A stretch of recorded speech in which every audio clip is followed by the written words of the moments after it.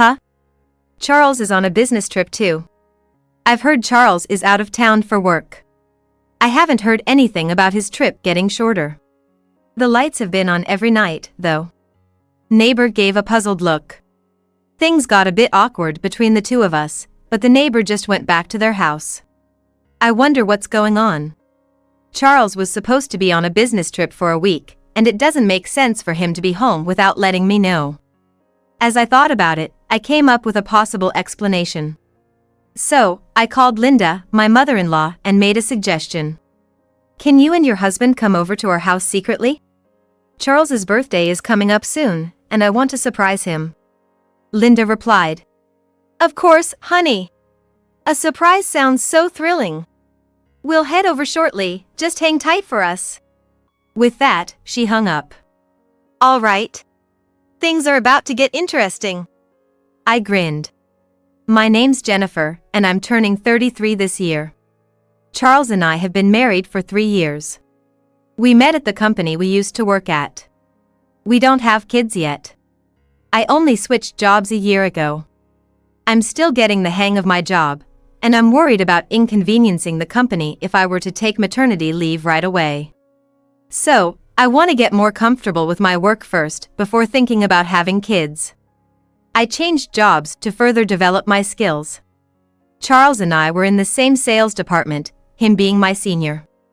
I often sought advice from Charles whenever I couldn't meet my sales targets. He even accompanied me on major client appointments.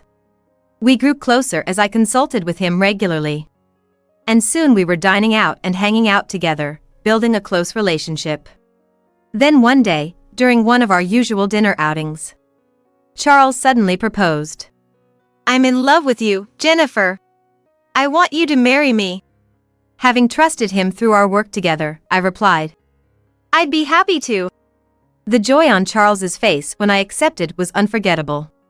He thanked me repeatedly, saying, Thank you. I'm gonna make you the happiest woman alive. Seeing Charles so elated, I felt sure of the happiness that lay ahead. We live not too far from Charles's parents, who reside in the next town over. It's a comfortable distance for me, better than living with them, at least. At the beginning of our marriage, they weren't too thrilled about my job. Because they believed that my dedication to work might delay us starting a family. Jennifer, don't you want kids soon? Maybe you don't have to work that hard, you know. Every time I met her, my mother-in-law would repeat this like it was her catchphrase. My father-in-law, perhaps eager for a grandchild, would always tell me, I want to hold my grandchild. Charles is my only child, so you're our only hope, Jennifer. My father-in-law had just retired from a regular office job, and my mother-in-law was a stay-at-home mom. Charles was an only child, making them a family of 3. Perhaps because Charles is their only child, it seems they expect me to have several children. I think they might also want to heir. Charles wants a lot of kids, right? I've overheard my father-in-law asking Charles this question numerous times, and my mother-in-law would say things like, I'll be there to help raise the kids with Jennifer. You can rely on us anytime. Charles probably got used to his parents' comments. He would only respond with, Thanks. Well, kids are a blessing, and we can't tell when they'll come to us. He never really defended me, so there were times I honestly didn't want to visit my in-laws. But they aren't bad people.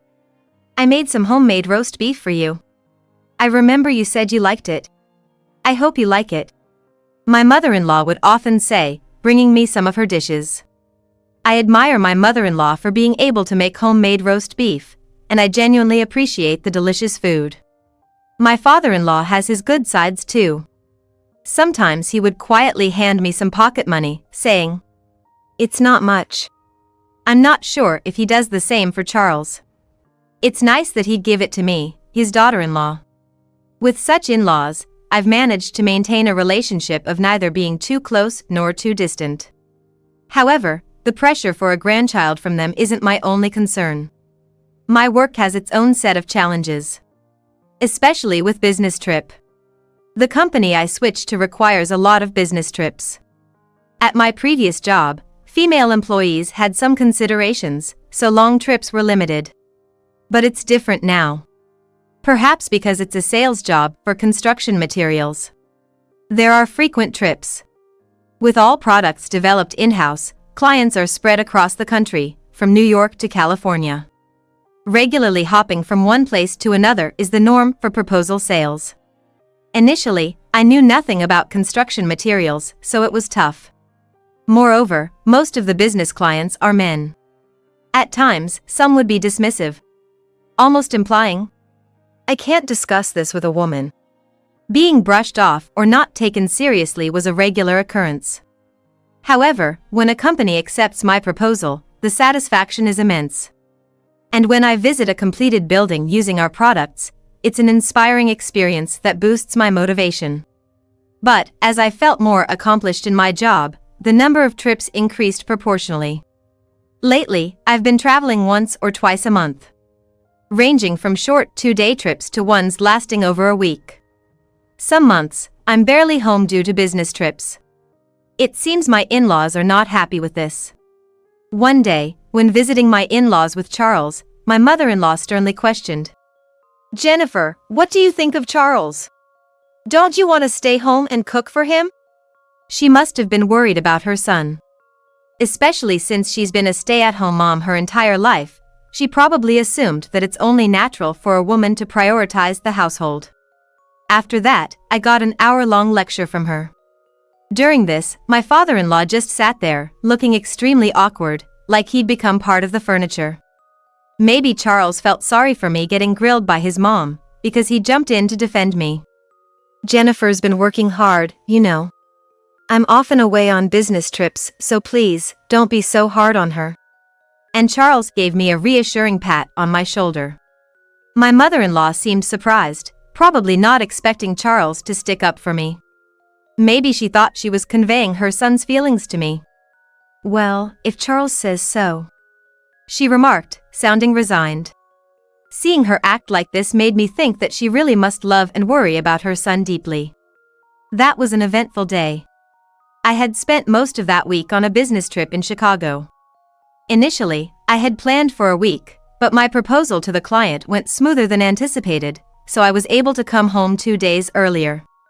I was thrilled about this unexpected change, but when I had informed Charles about my business trip schedule, he said, "My trip's gonna be the exact same time as yours. So don't worry, just do your best, Jennifer." So, Charles shouldn't be home yet. Although I was glad to be back early, I felt a tad lonely thinking I'd be alone at home. However, as I approached the house, something felt off. To my surprise, I noticed the lights were on, particularly in our bedroom on the second floor. As I stood there, dumbfounded, neighbor called out to me, "Jennifer! I'm so sorry about yesterday." Neighbor is a young woman in her early 20s. She is living with her husband and baby. "Yesterday? What happened?" I was caught off guard and must have looked puzzled. Neither Charles nor I were home yesterday, so there's no reason for her to apologize. Then the neighbor started explaining. "For the past few days, my baby has been crying a lot during the night. You must have heard it, right? I was worried that we might have disturbed your sleep." She looked genuinely apologetic and concerned. However, I thought there must be some misunderstanding. Huh? Charles is on a trip. I had heard from Charles that he was away. And he hadn't mentioned anything about returning early. Really? The lights were on every night. I think they've been on every night for the past week.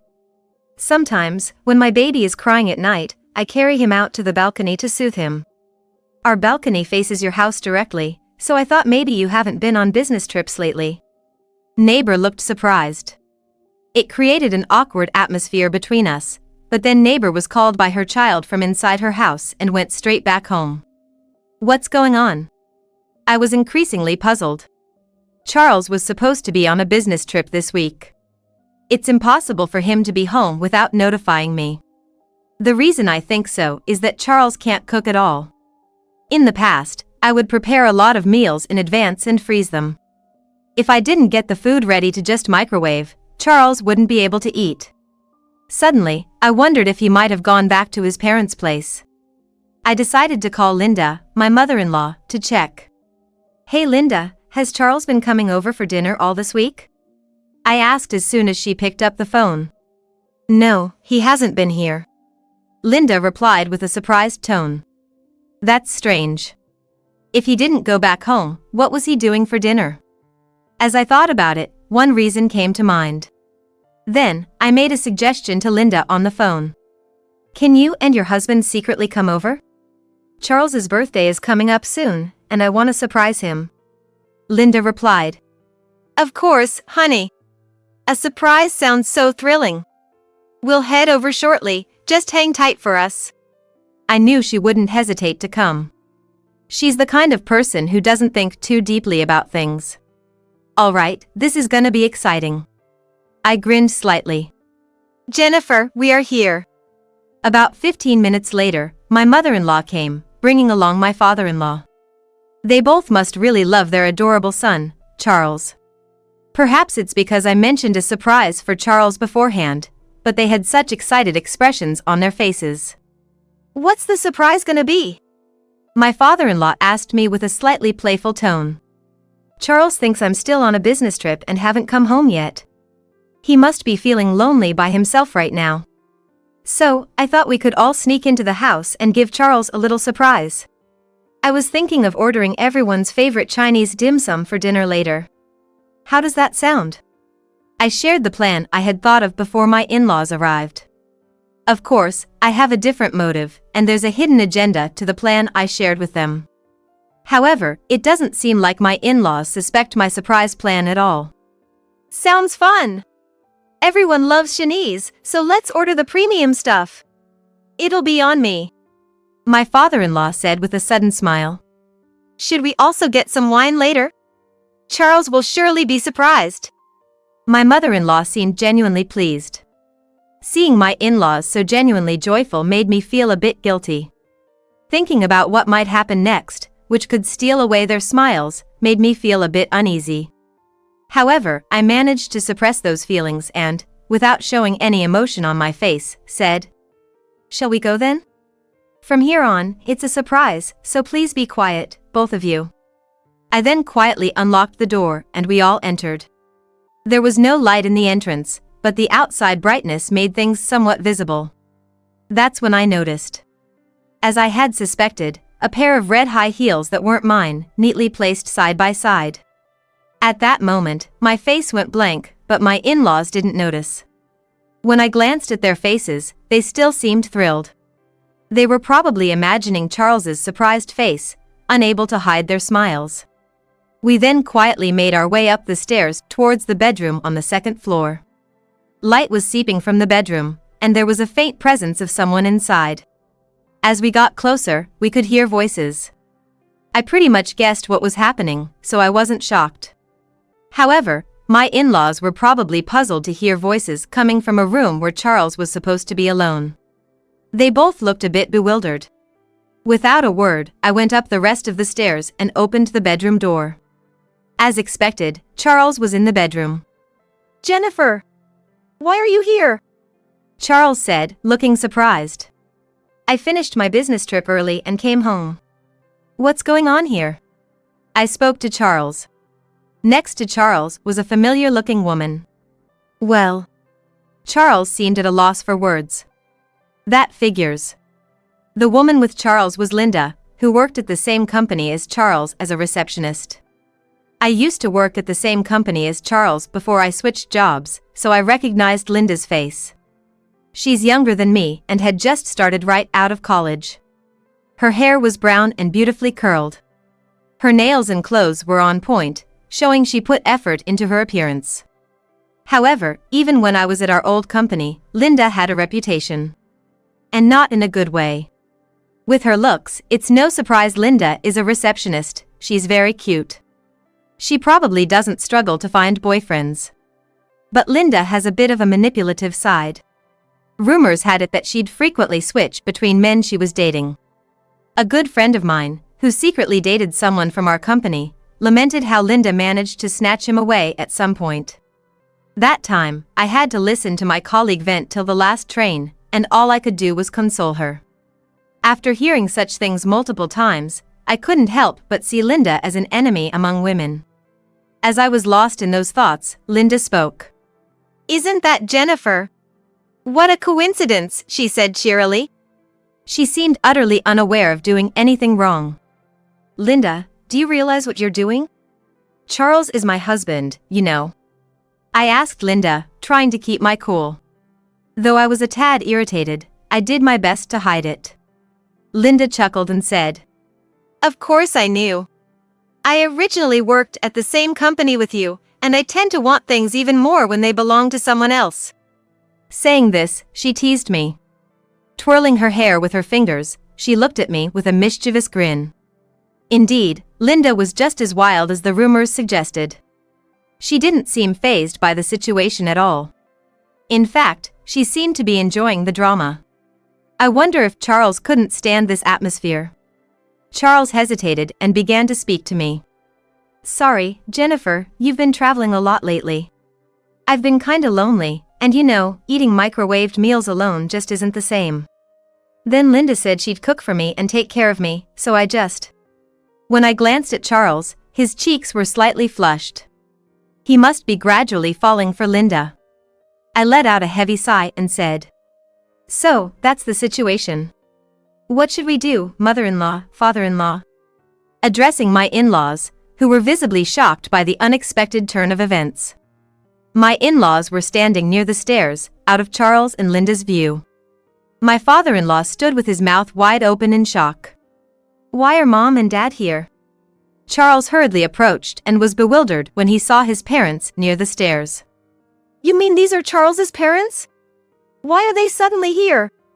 Even Linda seemed taken aback. She probably hadn't expected not only me, but also his parents to be present. "Jennifer planned a surprise for Charles, right? So why are you doing this?" My mother-in-law was in tears over Charles's indiscretion. This was just too much for her. "What the hell?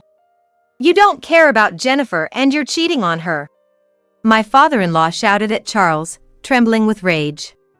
My in-laws have always been close, and I've never seen them fight. This situation was probably unimaginable for them. While I was thinking about this, Charles started complaining to me. "Jennifer, why'd you call Mom and Dad? It's totally uncool to drag my parents into this." Charles glared at me. "It seems that I'm to blame for everything because I called his parents." Linda sided with Charles and said, "That's so low of you, Jennifer." My in-laws seemed quite irritated by Charles and Linda's remarks. After all, it's clear to anyone that the one cheating is in the wrong.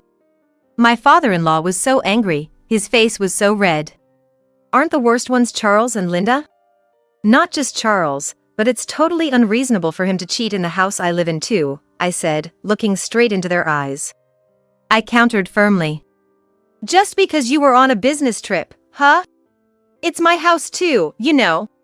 I did nothing wrong," Charles replied defiantly. Linda nodded in agreement. "My house, you say? Do you even know who owns this house?" I asked Charles. In a smug manner, Charles responded, "Isn't it ours? It's clearly property shared between the two of us." I sighed deeply. "No, it's in my name. Remember when you couldn't get approved for the mortgage because you had too many credit card debts? That's why it had to be in my name. Plus, you haven't paid your share of the mortgage. Ever since we moved in, I've been the one paying for everything." Neither of Charles's parents knew about this. They both looked quite shocked. They probably assumed Charles was taking care of the payments. Quick to defend himself, Charles said, "All right, maybe you're right about the house. But I've been covering car maintenance and groceries, haven't I? You've had it easier financially because of that." I was taken aback by Charles's argument.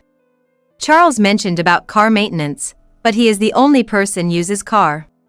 Today he used his car for commuting, but I usually take the train. Most of the time, I travel for work, using planes and trains, so I don't really feel the need for a car. The train station is within walking distance, so I have no issues getting around. "So, you are the only one using the car, right?" And about the groceries, I usually do the shopping at the grocery store. Are you saying the groceries are for Linda? That has nothing to do with me, does it? Charles's face turned a shade redder, seemingly having hit a nerve. I was utterly disappointed, and it seemed his parents felt the same. They were both at a loss for words. Anyway, a divorce between you and I is what's best, right? I'll be seeking monetary compensation for my mental suffering from both you and Linda. Also, since this house is mine, could you both leave right now? The mention of divorce changed the color of Charles's face. Hearing about my mental suffering, Linda went pale. Jen, you're joking about the divorce and suing us, right? I wouldn't be able to make it on my own, Charles said, going pale. Considering how Charles has been spending his money, his reaction was not surprising. You've hardly contributed to our household finances since we got married. I bet you spent it on having fun with Linda or on whatever you felt like, I pointed out. Charles fell silent. Linda seemed taken aback by Charles's behavior. Then my father-in-law, who had been silent until now, spoke up. Jennifer, we're truly sorry. We had no idea Charles had been causing you so much trouble. My father-in-law seemed genuinely remorseful. And then my mother-in-law addressed me. The reason Jennifer has been working so hard is because Charles wasn't contributing to the household. We truly don't know what to say. We're so sorry. My mother-in-law was on the verge of tears. Charles's negligence must have been a shock to them. Speaking to Charles's parents, I said, I've tried to make it work because I used to love Charles. But after such a betrayal, I've come to dislike him. I'm sorry to both of you, but I'll be seeking a divorce. I conveyed this to my in-laws, who had taken care of me in so many ways. My father-in-law responded, Of course. We'll make sure Charles takes responsibility for this.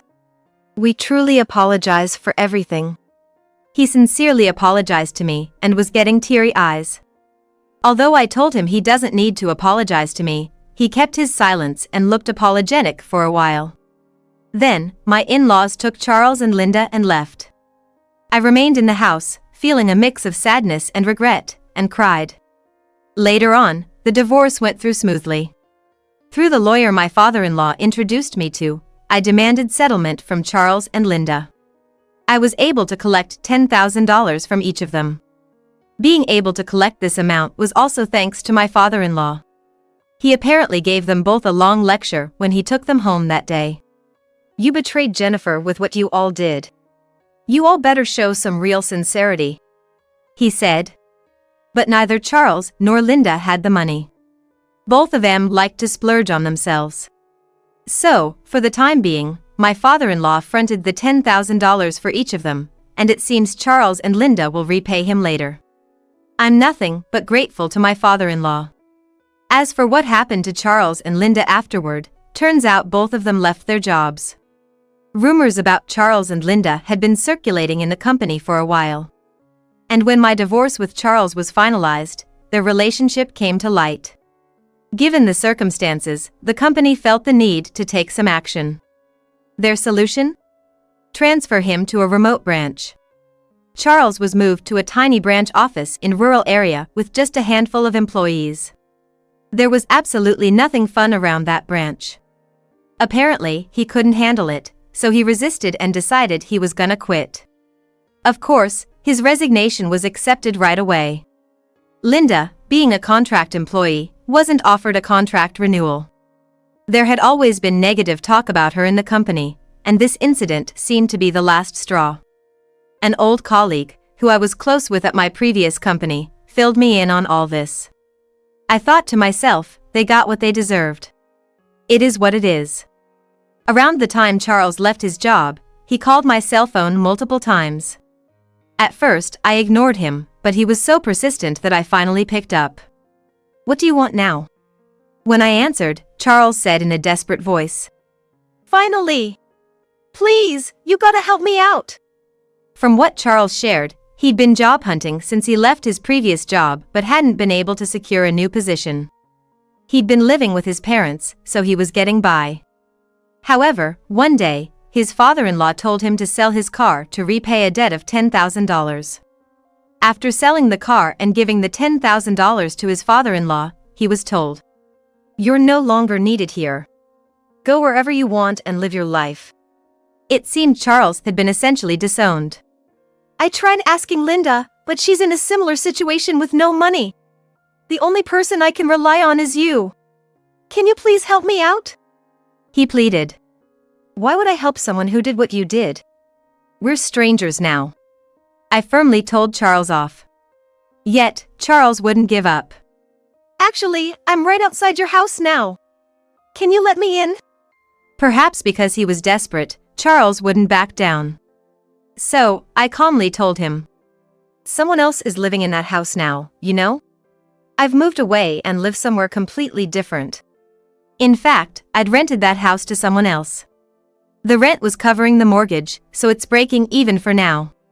"Well, Charles must have been really shocked, as his voice trailed off towards the end.